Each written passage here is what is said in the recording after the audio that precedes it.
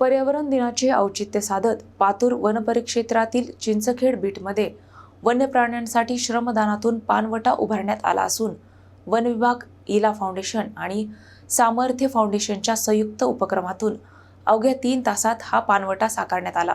पर्यावरण दिनानिमित्त पातूर वनपरिक्षेत्रातील चिंचखेड बीटमध्ये एक प्रेरणादायी उपक्रम राबविण्यात आला।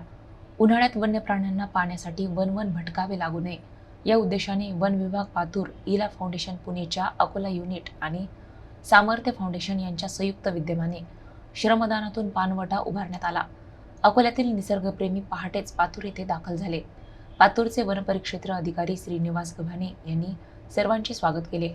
त्यानंतर सुमारे 3 किलोमीटरची पायपीट करून निश्चित करण्यात आलेल्या ठिकाणी श्रमदानाला सुरुवात झाली।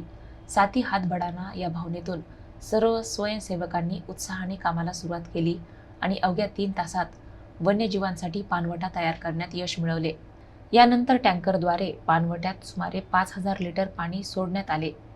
या उपक्रमामुळे वन्य प्राण्यांच्या पाण्याची सोय होणार असून पर्यावरण संवर्धनाचा महत्त्वपूर्ण संदेशही समाजापर्यंत पोहोचला आहे।